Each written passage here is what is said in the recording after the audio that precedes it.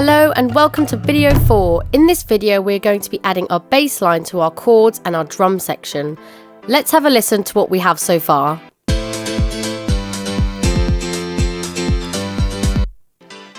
record our own bass line, we're going to be using this loop feature that we talked about in the first video. Find where your loop is and turn it on by clicking on it. You can see that once it gets to the end, it goes back to the beginning. We're going to add a new track now. Click on Add Track and Virtual Instruments. You can see a new track has been added. We want to go and find our bass sound, so let's have a look at the electric basses.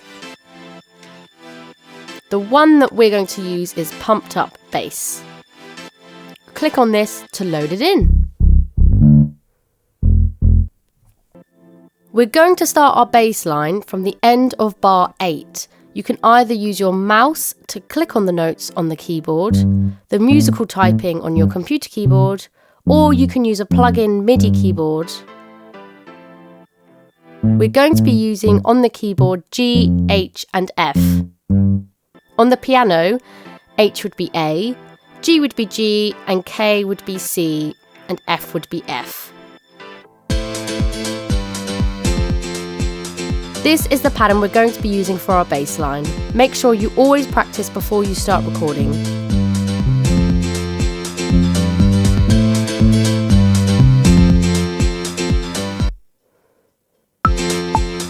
Feel free to pause the video and have a go now, and when you're ready, you can record.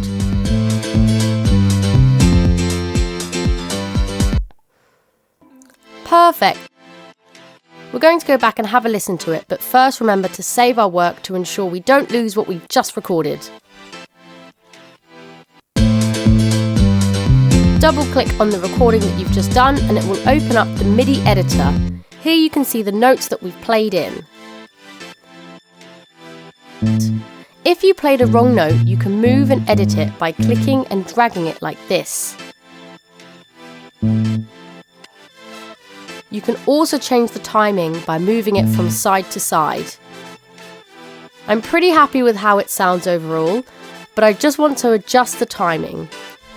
So select one note and click Select All. So Command A or Control A will highlight all of the notes.